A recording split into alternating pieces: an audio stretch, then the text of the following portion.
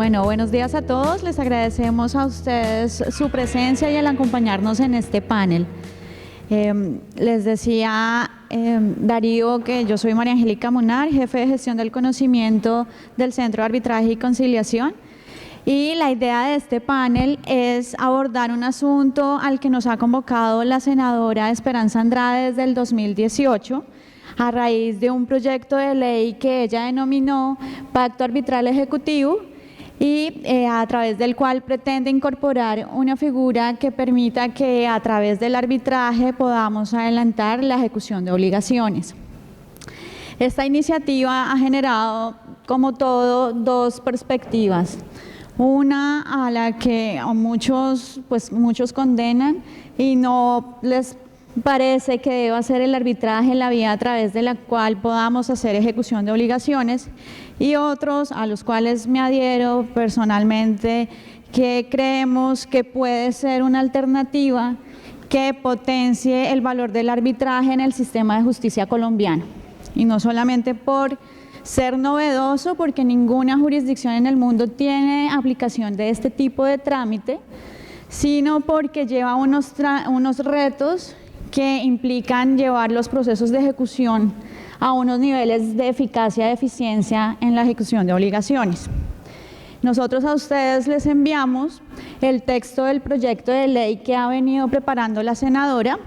Entidades o organizaciones como la Red de Centros de las Cámaras de Comercio, el Ministerio de Justicia mismo, otros actores, hemos realizado manifestaciones, sugerencias, comentarios respetuosos a la senadora, y esperamos que a partir de este tipo de escenarios podamos concertar un texto que sea finalmente el que responda a las necesidades en materia de justicia y a las necesidades en materia de, del mercado como tal de ejecución de obligaciones. Entonces, para contextualizar un poco el tema, lo primero que quiero, y le agradezco a la senadora, es que por favor les cuente, para quienes no se han acercado al tema de la ejecución, cuáles son las líneas generales del proyecto y qué la llevó, senadora, a implementar esta iniciativa. Bueno, muchas gracias, muy buenos días a todos. Gracias a los compañeros panelistas por acompañarme en este importante panel. Gracias a la Cámara de Comercio por su invitación a este Congreso de Arbitraje Nacional e Internacional. Me parece que este proyecto es importante para que lo analicemos, para que lo podamos enriquecer. Como dice la doctora María Angélica, desde el año 2018 venimos haciendo reuniones permanentes para analizar cuál es la mejor salida a la descongestión de la justicia a través de la creación de este pacto arbitral en procesos ejecutivos. Así que brevemente les diré en qué consiste el proyecto. Pues en mi presentación soy abogada y he ejercido la profesión por muchos años. Aquí hago parte en este panel con mi profesor, el doctor Hernán Fabio López, y realmente mi experiencia ha sido mucho en procesos ejecutivos con bancos, con empresas. Por eso, con la experiencia que me da el ejercicio, puedo decirles a ustedes que las estadísticas que tenemos actualmente es que en los juzgados de conocimiento, los municipales y los del circuito están congestionados precisamente por esta clase de procesos. Las últimas estadísticas nos dicen que tenemos un 30% de procesos declarativos, procesos de conocimiento, y un 70% en procesos ejecutivos. Así que si logramos adelantar este proyecto de ley, tramitarlo, podemos decirles desde el Congreso de la República que hemos contribuido a que la justicia sea oportuna, porque si es demorada, como efectivamente lo es hoy en día, muy difícil, por supuesto, responderle a los ciudadanos. Este proceso arbitral ejecutivo lo hemos tratado de simplificar lo más que podamos para que sea un proceso en un término de un año máximo. porque también vemos que cuando se dilatan con excepciones, con recursos, estos procesos resultan muy largos. Hemos insistido en que sea un procedimiento breve, sumario, pero que además los costos tampoco sean tan elevados para que la gente pueda acudir a estos centros de conciliación y pueda acudir a consultorios jurídicos a que se les resuelva la situación de estos cobros de títulos valores. Hemos dividido estas etapas del proceso arbitral ejecutivo en 4 etapas. Primero, la etapa de cautelares previas. Segundo, la etapa arbitral del conocimiento del proceso ejecutivo. Tercero, el remate y realización de bienes. Y cuarto, la terminación del trámite arbitral. Todos sabemos que el artículo 116 de la Constitución Nacional nos permite que particulares puedan administrar justicia. De hecho, sé que tuvieron también aquí al senador Germán Barón. Actualmente se está tramitando la modificación también de la ley del pacto de arbitramiento, pero en el tema ordinario. Así que aquí vamos a abrir la discusión. Lo importante es contarles que lo que buscamos es que haya, como les digo, una justicia pronta, eficaz, que los costos no sean tan elevados, que los procesos que queden en los juzgados, los de conocimiento, puedan ser de alguna manera resueltos en un término breve, corto. También hemos considerado dentro de este procedimiento que debe haber un solo árbitro para procesos ejecutivos de mínima y menor cuantía, y para los procesos de mayor cuantía lo hemos dejado optativo si se quiere conformar un tribunal que no sea impar, sino de 3 árbitros. También me parece importante resaltarles que lo que buscamos es que no haya sino una sola audiencia. En esa audiencia, cuando se dicte el mandamiento de pago, el demandante ya debe haber presentado la demanda con una liquidación del crédito para que efectivamente todas esas etapas que conocemos en el Código General del Proceso sean abreviadas y se pueda resolver excepciones en un término corto. También estamos obviamente limitando para que se decreten solamente pruebas documentales con el fin de que no se dilate el proceso ejecutivo. También hemos considerado y lo hemos hablado con Confecámaras, ellos tienen ya la experiencia del remate de bienes a través de martillo, buscando que sea rápida la materialización de los bienes que se embargan, y toda esta serie de procedimientos breves. Lo que buscamos es, reitero, que la justicia se descongestione. El proceso, el proyecto de ley por ahora consta de 50 y algo de artículos. La idea es como seguirlo abreviando para que cuando lo presentemos en la comisión pues sea más breve el estudio. En este momento consta de 48 artículos y, como les decía, dividido en varias etapas. Hemos concertado con el Ministerio de Justicia para que ellos también obviamente nos avalen el proyecto. El senador Germán Barón, Cambio Radical, también. Lo habíamos presentado en el 2018, no lo alcanzamos a discutir, lo retiramos para seguirlo enriqueciendo. Hemos ido a foros en diferentes ciudades del país y sería muy bueno que ustedes, obvio, nos hagan sus apreciaciones, nos enriquezcan el proyecto, y estamos dispuestos a atender lo que ustedes, como personas que están hoy ejerciendo, como personas que están vinculadas con las cámaras de comercio, podamos mejorar el proyecto en lo que sea posible. Muchas gracias.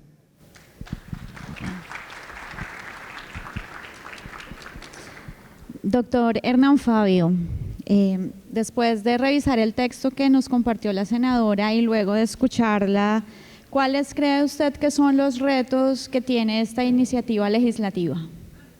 Yo quiero empezar no dando una respuesta inicial al interrogante, sino como conclusión de lo que voy a mencionar luego del estudio del proyecto. Y analizando el mismo, pienso que de golpe estoy aquí en una situación similar a la que ustedes conocen en un viejo cuento del violinista que se encontraba en África haciendo alguna excursión, se extravió de donde estaba alojado y lo único que llevaba era su violín. De golpe fue perseguido por una manada de leones y cuando ya prácticamente lo estaban alcanzando, paró, sacó el violín y empezó a interpretar alguna obra de Vivaldi. Los leones inmediatamente lo rodearon y embelesados lo escuchaban. Y en eso llegó un león, pasó por encima de nosotros y se comió el violinista. Entonces, los demás comentaron, el sordo se tiró el concierto. Yo pienso que en cierta forma voy a ser el sordo en este caso, porque mirando los augurios que se tienen frente al proceso ejecutivo por la vía del trámite arbitral, yo sigo manteniendo inalterable mi posición en el sentido de que con el sistema actual esto no es posible, ni este proyecto ni ningún proyecto. No puede funcionar de manera efectiva y que lo que tenemos que buscar es otro tipo de soluciones. ¿Cuáles las razones? Las razones son las siguientes. Primero, una precisión sobre un tema elemental, que es un proceso declarativo y que es un proceso ejecutivo.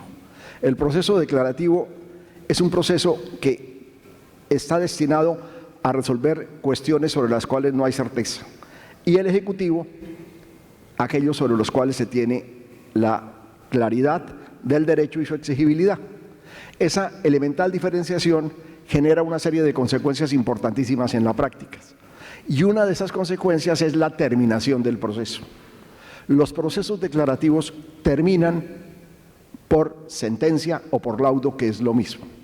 Los procesos ejecutivos, salvo la excepción de que se hayan propuesto defensas perentorias, terminan por pago, es decir, por el cumplimiento de la prestación debida. Entonces encontramos que los procesos ejecutivos que eventualmente pueden ser objeto práctico de aplicación del proceso arbitral son mínimos, porque estadísticamente está demostrado, y tomo aquí las cifras de la senadora muy ilustrativas por cierto, que de los 440.000 procesos que tuvimos el año pasado ejecutivos, cerca del 92% no tienen excepciones. Entonces uno tiene que pensar es cómo buscamos la solución para ese gran grupo de procesos donde el problema no es jurídico, el problema es económico, sencillamente que las personas no tienen cómo pagar. Entonces, tenemos un presupuesto que es el que creo ha abierto mucho el énfasis a buscar el proceso ejecutivo por la vía arbitral, y es que la Corte Constitucional ya dio clara vía en el sentido de que es perfectamente ajustado a la Carta que se puedan adelantar procesos ejecutivos ante los árbitros. Sobre eso hay dos sentencias ya en el medio, la C-431 y la C-294 del año 95, que abrieron el camino para que eso fuera posible. Es más, el reciente Estatuto Arbitral del año 2012 también permite otro aspecto, que se pueda llevar a la justicia arbitral debates que no corresponden a derechos disponibles. Por ejemplo, una filiación extramatrimonial podría, con un compromiso de los interesados, llevarse, pero todos son aspectos que requieren de una regulación legal. Y la regulación legal que corresponde al proceso ejecutivo choca con el aspecto referente a cuándo termina el proceso ejecutivo. Entonces, si la inmensa mayoría de los procesos ejecutivos no tienen excepciones, como sucede en la realidad, viene el punto atinente a que el artículo 116 de la Constitución determina como nota característica del proceso arbitral la temporalidad. Claramente se señala allí que deben administrar justicia de manera temporal. Entonces, en el proyecto y en cualquier proyecto hay que escribir un término. ¿Y el término para qué va a servir si no hay bienes? ¿Qué sacamos con que se presente una demanda ejecutiva arbitral, que el árbitro dicte el mandamiento de pago, que el árbitro corra los traslados, si no hay bienes para rematar? Entonces llegará un momento en el cual, en la mayoría de los procesos, tiene que terminar la actuación y queda el vacío, porque el árbitro administra justicia de manera transitoria. Entonces queda el vacío de qué se hace con esas circunstancias. Por eso me parece que estos esfuerzos, más que seguirle buscando una entrada en este momento no viable proceso ejecutivo por el alcance del artículo 116, que existan unos jueces especializados o algunos funcionarios que se dediquen exclusivamente al tema de las ejecuciones, independientemente de cualquier otra consideración, y allí se puede solucionar parcialmente el problema de descongestión, en lo cual todos estamos de acuerdo, deben buscarse soluciones. Entonces, realmente para mí el reto que presenta hoy el proceso ejecutivo arbitral es que busquemos otro tipo de proceso que reemplace el eventual proceso ejecutivo arbitral.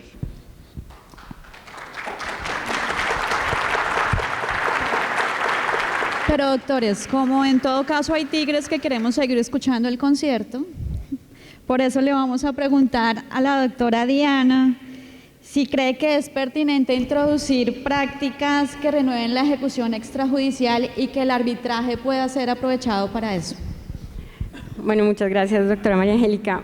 Muchas gracias a ustedes también por la invitación, doctor Mauricio, muchas gracias. Bueno, la respuesta es sí. De hecho, para nosotros ha sido una sorpresa los mecanismos extrajudiciales que han sido introducidos en la Ley de Garantías Mobiliarias. Este foro no es precisamente el foro de las ejecuciones de garantías, pero allí, con la derogatoria de la provisión del pacto pignoraticio, se introdujeron en el sistema mecanismos extrajudiciales de cobro, el pago directo, la ejecución especial de la garantía que la realizan las cámaras de comercio, que es un procedimiento híbrido, es un procedimiento que puede ser completamente extrajudicial y puede tener una fase jurisdiccional que puede ser resuelta o por un juez o por un árbitro o por inclusive la Superintendencia de Sociedades por la habilitación que le hace la Ley 1676. Pero allí también se incluyó una ejecución por vía arbitral. Y es que el artículo 78 de la Ley 1676 estableció que la ejecución era un asunto arbitrable y por tanto se introdujeron ya en la reglamentación algunos elementos para hacer efectiva esa arbitrabilidad de la ejecución de las garantías mobiliarias. En particular, esto pues nace de un estándar internacional. La ley interamericana, la Organización de Estados Americanos, en uno de sus organismos jurídicos, la CIDIP, expidió la Ley Interamericana de Garantías Mobiliarias, sobre la cual se trabajó el modelo colombiano que introdujo en particular la posibilidad de la arbitrabilidad de la ejecución de garantías mobiliarias. Como lo decía el doctor Hernán Fabio, la Corte Constitucional de hecho ha generado ya una jurisprudencia que establece que hay una habilitación y un respaldo constitucional a la introducción de mecanismos extrajudiciales, entre ellos el arbitraje para la ejecución. Sin embargo, la Corte Constitucional ha hecho un llamado en reiteradas sentencias y es a la necesidad de establecer un procedimiento. Y ese procedimiento, esas reglas son las que están, digamos, un poco en camino de recorrer. La senadora Andrade, pues muy amablemente ha venido solicitando, como tú lo decías, desde el año 2018, algunos comentarios al proyecto de ley y justamente, digamos, en ese marco y con ese proyecto de ley, pues uno diría que es una buena idea, pero también, digamos, en la forma en que está establecido en el proyecto de ley, pues tiene algunas necesidades de ajuste en particular. Estoy de acuerdo con el doctor Hernán Fabio, allí, por ejemplo, no hay necesidad de repetir las reglas del Estatuto Arbitral y las reglas del Código General del Proceso, porque además se corre el riesgo de repetirlas mal y entonces generar una modificación indeseable del Estatuto Arbitral o del Código General. El inconveniente, como decíamos, es justamente el procedimiento, las reglas de trámite. En el caso de las garantías mobiliarias tenemos un asunto que parece ser muy útil, y es que al introducirse la posibilidad del arbitraje en la ejecución de garantías mobiliarias, digamos, habría en particular dos modalidades de aplicación de arbitraje. Uno de carácter declarativo, digamos, muy similar al procedimiento entonces establecido ya en el estatuto arbitral, pero otro referido específicamente a la ejecución, instrumentado a través del decreto 1835 del 2015, que para los procesos de ejecución especial de la garantía plantea que el árbitro puede decidir las oposiciones que haya a la ejecución de la garantía mobiliaria, o el juez o la superintendencia, como decía. En ese caso, pues ya hay un procedimiento supletivo en la ley que puede ser aplicado por el árbitro, con lo cual creemos que ahí ya está habilitada la posibilidad de aplicar ese trámite hoy en la ley 1676, y si las partes quisieran de alguna manera generar un procedimiento particular, lo podrían hacer en su pacto arbitral. En el caso ya de una ejecución completa por el mecanismo arbitral, pues coincidimos en la necesidad de generar un procedimiento supletivo, no obstante, como vuelvo e indico, la posibilidad de las partes de fijar el procedimiento en la cláusula. En el proyecto hay una necesidad, y es que habría que implementar tal vez una más precisa determinación de las funciones del árbitro y del centro de arbitraje. Para las personas que se dedican a los ejecutivos no es un secreto que parte de la demora en el trámite de los procesos ejecutivos viene de la falta de ayuda operativa en el proceso de ejecución. Y creemos que la posibilidad de generar dentro de los centros de arbitraje esa capacidad operativa que le ayuda al árbitro, que realmente tiene una función muy específica, muy concreta, como decía el doctor Hernán Fabio, pues en una ejecución pues pocas cosas son las que ya tiene que decidir un árbitro, y eventualmente ninguna. Y en ese caso el apoyo operativo que podría generar un centro de arbitraje sí resulta bastante necesario, y que generaría realmente la diferencia entre una ejecución en la jurisdicción y una ejecución en la jurisdicción arbitral. Lo otro es que, y también mencionando la experiencia en garantías mobiliarias, en la ejecución de las garantías mobiliarias se prescindió de las medidas cautelares, y es que se introdujo un derecho sustancial para el acreedor garantizado, que al momento del incumplimiento él tiene el derecho a la tenencia y al control material del bien, con lo cual una vez generado el incumplimiento él puede pedir, inclusive con un remedio jurisdiccional, esa aprehensión, esa reposesión material del bien, quedándose el acreedor con la tenencia mientras se culmina el procedimiento de ejecución. Digamos, caso en el cual pues eventualmente las ventajas son muy grandes. Los martillos electrónicos, ya la senadora lo mencionó, que pueden ser prestados por las cámaras de comercio y por las entidades legalmente autorizadas. Y un tema que quiero ya para terminar, doctora María Angélica, es la información, el poder de la información. En las garantías mobiliarias, el ciclo de vida de la garantía está generado por vía electrónica. De hecho, la ley habilita para que el contrato de garantía pueda ser celebrado inclusive a través de mensajes de datos. La publicidad del contrato para efectos de oponibilidad se realiza en un registro completamente electrónico. Pero cuando se incumple la obligación, el registro electrónico también publicita algo que se denomina el formulario de ejecución de la garantía. Y en ese formulario de ejecución de la garantía, el acreedor garantizado tiene la posibilidad de liquidar el crédito. Y esa liquidación del crédito le muestra al deudor cuál es realmente el tamaño del incumplimiento. En un procedimiento de ejecución normal, el deudor pues sabe que incumplió unas cuotas, sabe que está en incumplimiento, pero muy retardado en el tiempo, tiene la idea de cuánto finalmente le va a costar el incumplimiento. En el caso de las garantías mobiliarias, esa información es automática. En el momento en que el acreedor garantizado diligencia, que se tomará unos 5 a 10 minutos diligenciando el formulario de ejecución en el registro de garantías mobiliarias, que es un registro en línea en tiempo real, en ese momento el acreedor garantizado liquida el crédito e inmediatamente le llega un correo electrónico al deudor garante incumplido, en el cual aparece de manera clara la liquidación del crédito. Y entonces, en ese momento, él puede tomar una decisión que de pronto es muy tardía en los procesos de ejecución, y puede tomar la decisión de pagar la obligación. Y lo interesante de las garantías mobiliarias es justamente los comportamientos que ha generado esa información. De hecho, muy pocas de las ejecuciones que hoy hay en garantías mobiliarias han sido realmente contenciosas, y muchas de ellas han generado el efecto disuasorio del pago, que creo que es mucho más importante que inclusive un procedimiento abreviado de ejecución. Los números ya muestran experiencia empírica. De hecho, en las garantías mobiliarias ya hay más de 70.000 procedimientos de ejecución después de la vigencia de la Ley 1676 del año 2013, y de esos 70.255 procesos, el 82% son ejecuciones extrajudiciales. Por pago directo 59.978, y ejecuciones especiales de la garantía, que son procedimientos que ahora más tarde vamos a hablar, completamente electrónicos en competencia de las cámaras de comercio, 1.055, de los cuales, y la Cámara de Comercio podrá mencionarlo con datos mucho más precisos, muy pocos han llevado a la culminación del procedimiento, y la razón de eso es que el deudor paga.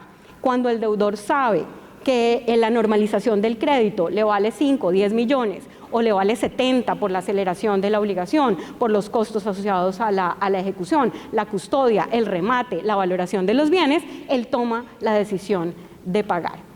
Yo soy de los que escucha la melodía, doctor Hernán Fabio, y me parece que el arbitraje en materia de ejecución es una buena idea. Gracias, doctora Diana. Doctor José Manuel, escuchando lo que plantea el doctor Hernán Fabio respecto de la problemática en sí misma y para efectos de poder responder a ella, y teniendo en cuenta que usted hace parte de un sector que hace uso del proceso de ejecución, ¿usted cree que esta iniciativa atiende a las necesidades de ese sector? ¿Es útil para ello? Y a partir también de la experiencia que ustedes han podido recabar a partir del desarrollo de la ejecución de garantías mobiliarias, ¿creería que podría complementar el arbitraje esos modelos? Bueno, muchas gracias, doctora María Angélica. Primero, a mí me va a tocar hoy de violín para poderle contestar un poco al doctor Hernán Fabio, que no lo tenía previsto. Pero yo sí creo que existen posibilidades hoy del tema de ejecución arbitral. Si nosotros nos vamos a mirar, pues qué pena que no es exactamente la pregunta que ustedes me hacen, ahora un poco más adelante la contesto, pero es que me parece muy importante dejar claro que sí existe la posibilidad hoy de iniciar un proceso de ejecución arbitral. Yo les quiero mencionar, esto simplemente, estas notas las había tomado pues para una inquietud intelectual mía, pero no era lo que yo tenía preparado para hablar. Pero mire, les recuerdo que hoy existen normas que permiten ejecución arbitral. Artículo 87 de la Ley 510 de 1999. Dice que en las obligaciones hipotecarias se puede convenir que la ejecución se haga con árbitros, y expresamente dice que los árbitros pueden proferir las medidas cautelares y hacer el remate. O sea, ya hay una ley de 1999 que lo dice. Segundo, la ley 1328 de 2009, el artículo 74, dice que si este no es de arbitraje, el anterior sí es específico en arbitraje ejecutivo, pero este artículo 74 dice que las partes, si se han otorgado garantías en los procesos de compensación en el mercado público y hay garantías, se puede hacer la ejecución de las garantías sin necesidad de intervención judicial. Dice el artículo 74 de la ley 1328, o sea, sin necesidad de intervención judicial. O sea, se hace efectiva la garantía, o sea, incluso sin árbitro. O sea, vamos mucho más allá. Está la ley 1676 que ha mencionado la doctora Diana Talero, el artículo 78, que dice que todos los temas de garantías mobiliarias se puede resolver por el tema del arbitraje, la ejecución de la garantía mobiliaria. Está pues la ley que conocen más ustedes que yo, que es la ley 1563, que me dice que el arbitraje se puede dar en todos los asuntos de libre disposición y aquellos que la ley diga. Y es que si hay un asunto de libre disposición es cuando el deudor debe un dinero y el acreedor le puede cobrar, pues es que si hay un asunto de libre disposición por las personas, son los derechos sobre los bienes, los derechos crediticios, entonces yo podría ejecutar esas obligaciones. Y está el decreto 2651, que es un decreto ley de 1991, que permite el arbitramiento ejecutivo general y especificó la ejecución cuando haya, dice, cuando haya excepciones de mérito en el proceso ejecutivo, las partes pueden convenir que las resuelva un árbitro, pero las partes sin necesidad de iniciar proceso ejecutivo podrían, antes de iniciar el proceso ejecutivo, resolver o disponer o concertar que haya ejecución arbitral sin necesidad de esperar al proceso ejecutivo. O sea, ya tenemos unos antecedentes, tenemos el antecedente de la jurisprudencia que mencionó el doctor Hernán Fabio, que en principio con lo que él ha mencionado, en principio él entiende, o yo entendí que lo que él decía es, oiga, eventualmente podría existir, pero el problema es la temporalidad. Pero la jurisprudencia de 1995 básicamente dice, especialmente en el salvamento de voto, más que en la jurisprudencia, dice, oiga, es que si se puede renunciar al derecho, pues podría pactarse el arbitraje. Pero está la sentencia de la ley de vivienda, que es una sentencia del año 2000 sobre la ley de vivienda que salió en el año de 1999, en donde acepta que puede haber arbitramiento, la jurisprudencia mayoritaria, o sea, la que fue aceptada por la Corte dice, sí puede haber arbitramiento, pero como se estableció en esta ley no puede ser porque se está privilegiando el derecho del acreedor sobre el deudor, porque aquí hay una posición dominante y aquí en principio el acreedor le puede imponer esa cláusula compromisoria al deudor y si no, no le otorga el crédito. Entonces lo declaró inexequible, más bien porque violaba el derecho de defensa del debido proceso, pero no porque no pudiera haber arbitramiento ejecutivo. Sí podía haber arbitramiento ejecutivo, lo dijo expresamente la Corte, pero no en la forma en que se estaba consagrando y que se estaba estableciendo en esa ley. Entonces, qué pena con el doctor Fabio, pero la verdad es que yo sí considero que puede haber ejecución arbitral. La Constitución en el artículo 116 claramente dice que los particulares transitoriamente, y ahora voy a hablar del transitoriamente pueden, digamos, administrar justicia como árbitros en los casos en que determina la ley. Y es que el transitoriamente, por ejemplo, en el proyecto que está preparando la doctora Andrade, la senadora Andrade, el transitoriamente pues se le está delegando, se le está derogando la jurisdicción a la jurisdicción ordinaria para entregárselo a un árbitro por 12 meses. Y después lo normal, y probablemente así lo establecerá la doctora Andrade, es que el proceso, si no se pagó totalmente, pues quedará en el centro de conciliación y arbitraje para que continúe si el personaje va a pagar. Ya lo único que falta es vender los bienes, pero ya lo que era la delegación de la jurisdicción ya se dio por el término de 12 meses. Ahora, digamos, ese es frente al punto de actuando como violín en esta situación.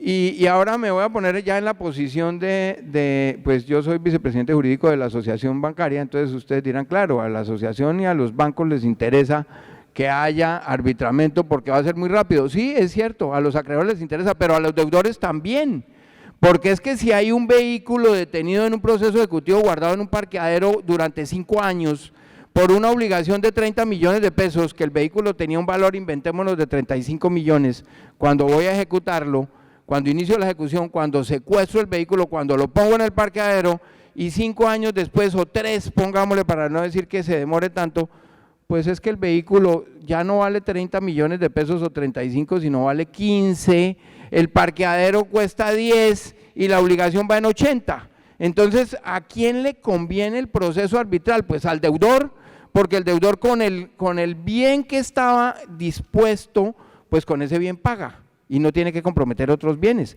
pero también le interesa al acreedor, por supuesto, no solamente al deudor. O sea, este es un tema de interés nacional, no de interés de los acreedores.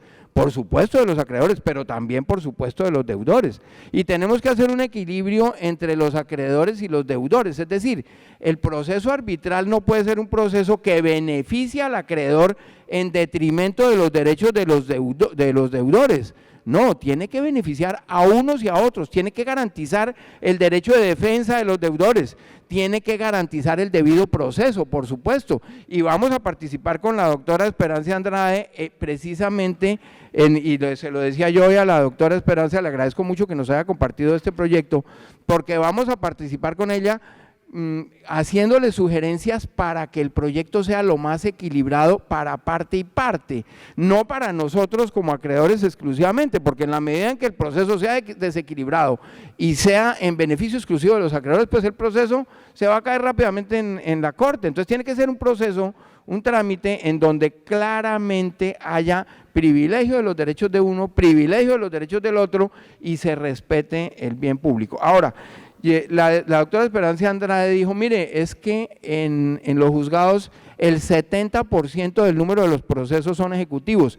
Yo tengo otras cifras que dicen que el 80%, pero el 70% es una cosa terrible, y es que montar una jurisdicción y un montón de abogados especializados y expertos en derecho para vender bienes, pues es que esto no tiene sentido. Tenemos que irnos a buscar otros mecanismos, y el del arbitramiento es un mecanismo que nos facilita y nos ayuda a todos en el país a que la jurisdicción y los juzgados se dediquen realmente a lo que se tienen que dedicar, a analizar los debates en donde haya realmente una discusión y un debate. El Banco Mundial hizo un análisis en muchos países del mundo y llegó a la conclusión que nosotros estamos gravísimos en los procesos ejecutivos. Los procesos ejecutivos se demoran 1.288 días en promedio, según el Banco Mundial. Y ustedes dirán, bueno, eso es lo normal. No, señores, porque si uno se va a mirar África subsahariana, 650 días, según el Banco Mundial. O sea que estamos un poquito distintos al África, y uno mira el África y no sé en qué criterio lo miremos desde aquí, pero estamos de 650 días en el África y nosotros nos demoramos 1.288. O sea, yo no sé si ese sea una buena medición. En el Banco Mundial dice, en Europa se demoran 450 días en la ejecución. La doctora Diana Talero compartía ahora los datos de la ejecución de la garantía mobiliaria. En muchos casos ha pasado a ser una ejecución de 90 días. ¿En beneficio de quién? De las dos partes. Porque con la garantía se cubre el valor de la obligación y el deudor no va a involucrar otra clase de bienes. Entonces, que si para los acreedores es positiva la ejecución arbitral, por supuesto que es positiva. Por supuesto que para el acreedor va a facilitar la colocación de crédito, porque en la medida que tenga claridad de una recuperación efectiva y eficaz y rápida, pues va a ser mucho más fácil la colocación del crédito. Hoy es bastante complicado, digamos, el tema de recuperar las obligaciones, porque si me voy a demorar 1.288 días, pues va a ser muy difícil si no tengo una fuente efectiva. He conocido casos de procesos ejecutivos ya pues extremos, en donde 15 o 16 años de un proceso ejecutivo. Y si hay argumentos jurídicos y hay razones jurídicas para poder permitir la ejecución arbitral, pues bienvenido sea el proyecto que piensa presentar la doctora Esperanza. Muchas gracias. Encontramos que al revisar el articulado del proyecto preparado por la doctora Esperanza Andrade, se observa que se repiten numerosas de las normas del estatuto arbitral vigente. Eso no es bueno. Por ejemplo, repetir las causales del recurso de anulación. Y dentro de esas repeticiones que considero innecesarias está la definición de pacto arbitral, que no se da en un artículo, sino en 2 artículos del proyecto, lo cual hace aún más, digamos, difícil de entender el mismo. Entonces, por esa razón, si ustedes van al proyecto y ven el artículo 1 y el artículo 6, encontrarán que se está repitiendo ahí la definición de pacto arbitral, cuando ya está en la ley 1393 del año 2012 claramente establecido eso. Entonces, mi sugerencia es que si se quiere seguir llevando adelante el proyecto, pues hay que adelgazarlo, dejarlo a lo que realmente puede ser el proceso ejecutivo para ese fin. Pero, con relación a la anotación de la doctora Esperanza, yo insisto, es que tenemos que ir, es decir, la característica tal vez de quienes nos hemos dedicado al campo del procedimiento sin desconocer la parte del derecho sustancial, es que tratamos de ver las situaciones reales que se van a regular, y eso evita que incurramos en lo que implican una serie de normas absolutamente carentes de toda referencia con la realidad. Entonces, frente a este punto, es posible que se diga el proceso arbitral dura 10 meses, 20 meses, pero si no hay bienes, que es la gran mayoría de los casos donde yo insisto, el problema no está donde hay bienes, porque donde hay bienes más o menos funciona el Ejecutivo. El problema no está tampoco en que no exista la posibilidad de proceso arbitral. El proceso arbitral para ejecutivos existe desde el decreto 2651 del año 91, donde uno podía sacar un pleito que estuviera ante la justicia civil, con excepciones perentorias, ejecutivo, y llevarlo para que los árbitros lo decidieran. O sea, eso no tiene absolutamente nada de novedoso. Aquí lo que hay que buscar es un mecanismo pronto, eficaz, que permita coger bienes, porque el asunto está en tomar bienes para poderlo llevar a un pronto remate. Entonces, si a los 20 meses sigue el árbitro ahí, o 30, lo que ustedes quieran, llega el momento en que tiene que terminar esa actuación sin haber hecho absolutamente nada. Y resulta que esa característica se da en la gran mayoría de las ejecuciones. Entonces, por eso es que nosotros insistimos, no es que estemos en desacuerdo con que pueda haber arbitramiento para ejecutivos. Lo que estamos diciendo es que con los procedimientos que hemos conocido como proyectos no se satisface ese deseo de pronta justicia. Nosotros aplaudimos mucho y es la implementación de nuevas tecnologías.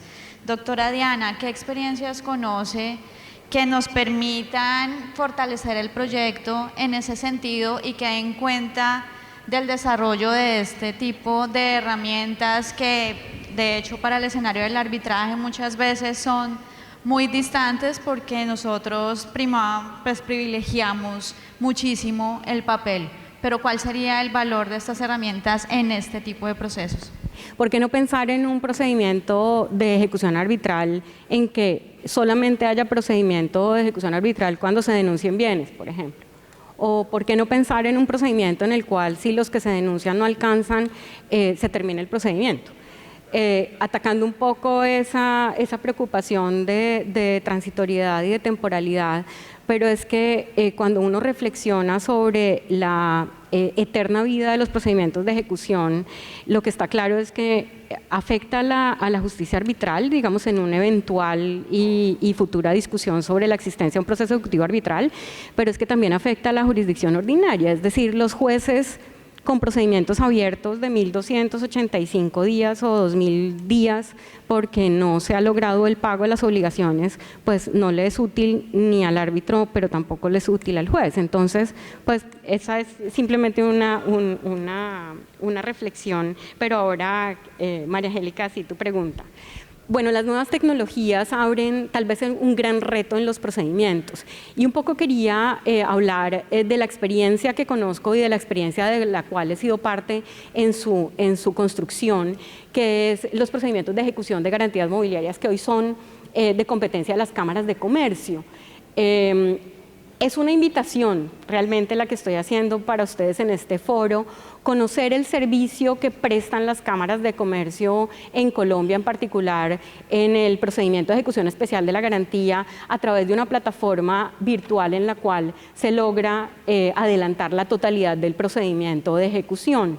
Y eventualmente cómo hoy por hoy eso ha venido siendo aplicado de manera muy eficiente. Hace unas 3 semanas tuvimos la oportunidad de tener en Colombia a la secretaria general de UNCITRAL y al secretario general de UNIDROIT, y pudimos, obviamente con la participación de Confecámaras y las cámaras de comercio, tuvimos la oportunidad de presentarles a ellos, al mundo entero, lo que estaba haciendo Colombia en materia de procedimientos de ejecución electrónicos.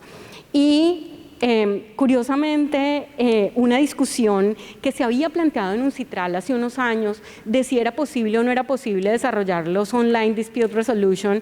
Aquí está Nicolás Lozada, que acompañó por muchos años la delegación de Colombia, todas las luchas que nos dimos. Desafortunadamente, y hoy lo puedo analizar, Nicolás, el problema es que era un tema de consumo.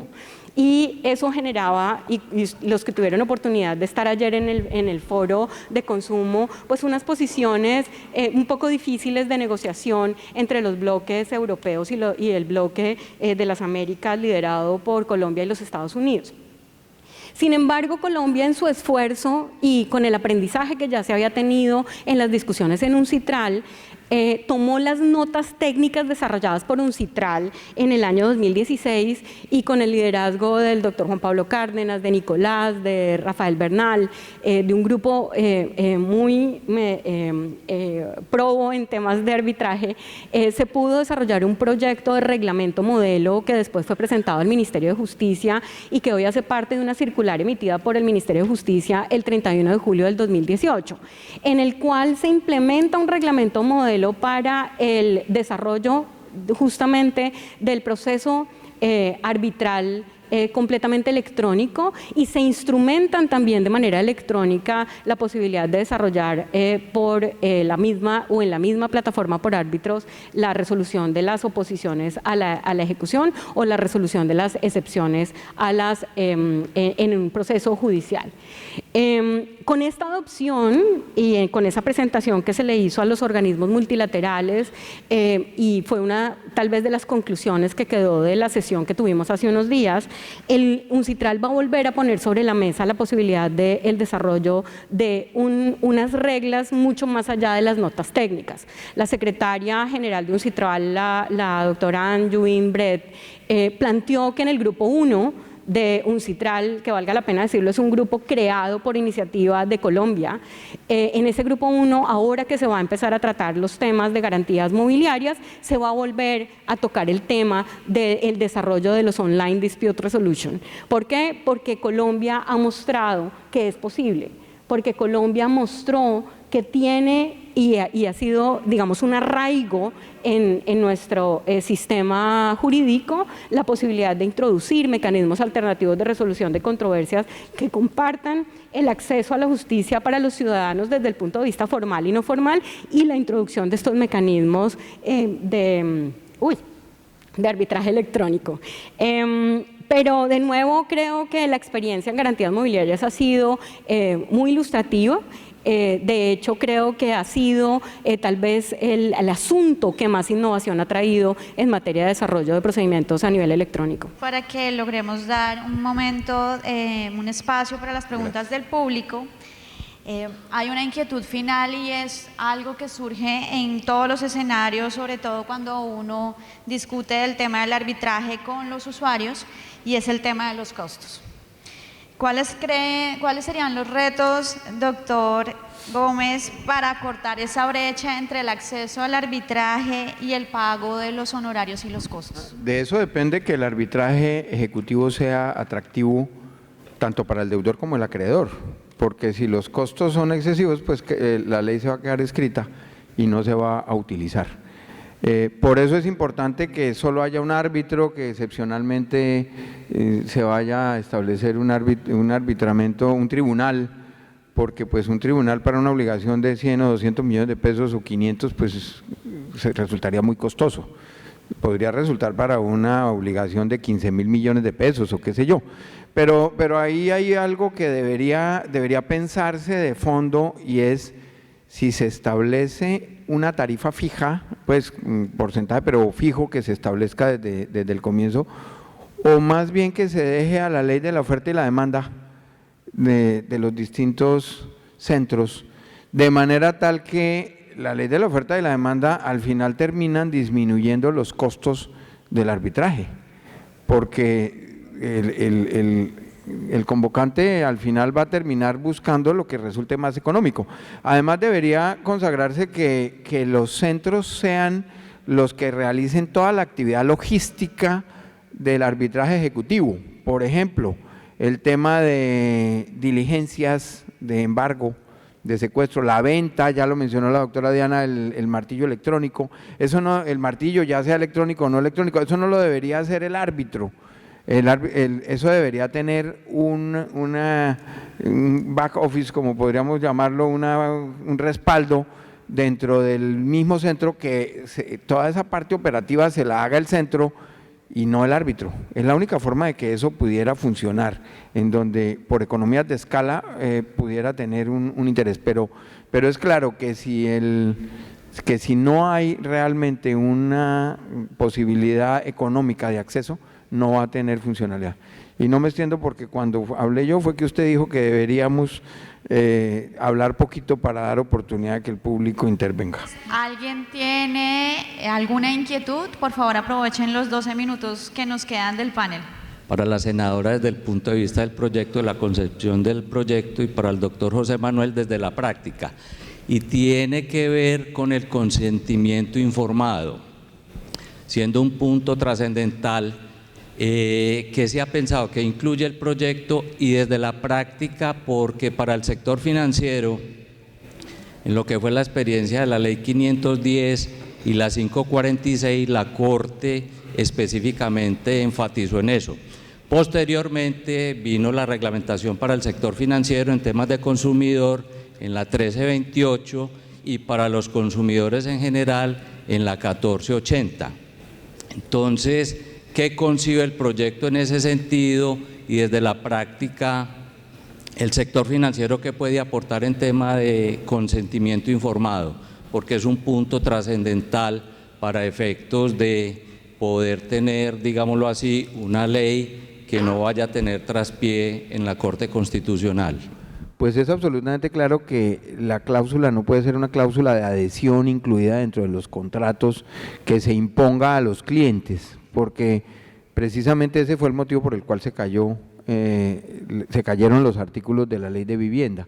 Entonces, el consentimiento tiene que ser un consentimiento en donde la persona o la contraparte, y no solamente para el sector financiero, porque el proyecto no va dirigido solamente al sector financiero, en donde quienes lleguen al acuerdo para poder delegarle la resolución de este conflicto a el Tribunal de Arbitramiento, tengan la libertad y la autonomía de poder decidir si lo hacen o no lo hacen, y que no se rechace la operación crediticia por no aceptar el arbitramiento, y que sea absolutamente libre y espontáneo. Y además, muy probablemente, no existe hoy, por supuesto, porque el arbitramiento ejecutivo no existe, pero muy probablemente ustedes conocen que en la superintendencia ha establecido unas cláusulas y prácticas que ha denominado abusivas en desarrollo de una ley. Muy probablemente sería una práctica abusiva obligar a los clientes, para poder desembolsarles una operación crediticia, que se acojan a este Tribunal de Arbitramiento o digamos que firmen la cláusula compromisoria. Entonces, tiene que ser un consentimiento en donde el cliente sepa cuál es el efecto del acuerdo, en donde lo manifieste libre y espontáneamente, y que no sea un requisito para poder otorgarle el crédito o para poder desembolsarle la operación, que ese fue el motivo de cuestionamiento en ocasiones anteriores. Bueno, muy interesante su pregunta, doctor Rivera, porque la hemos discutido al interior de la preparación de este proyecto de ley. ¿Por qué? En un principio, cuando conocí obviamente la idea de que se pudiese hacer este proceso ejecutivo a través de pacto arbitral para descongestionar la justicia, siempre tuve en mente que fuera algo masivo, que los títulos ejecutivos todos llegaran vía arbitramiento sin necesidad de que hubiese la cláusula compromisoria expresa. sino que de tal manera sirviera este proceso para descongestionar la justicia, que todo cobro que se fuera a hacer de títulos valores pudiera hacerse, debería hacerse o que fuera obligatorio siempre hacerse en un tribunal de arbitramiento, porque la idea final es descongestionar la justicia. Pero entendiendo que ha habido pronunciamientos sobre el tema y que la cláusula compromisoria debe darse expresamente o bien en el título valor o en un documento anexo, pues por ahora lo que lo tenemos es en un artículo estipulado de dos maneras, o cláusula compromisoria expresa o abierta la cláusula compromisoria. Esa ha sido la diferencia que hemos hecho.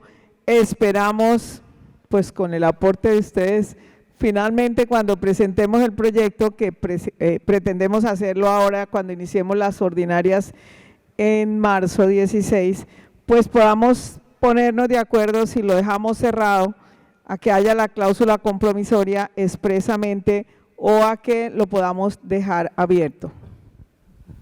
¿Existe alguna otra pregunta del público?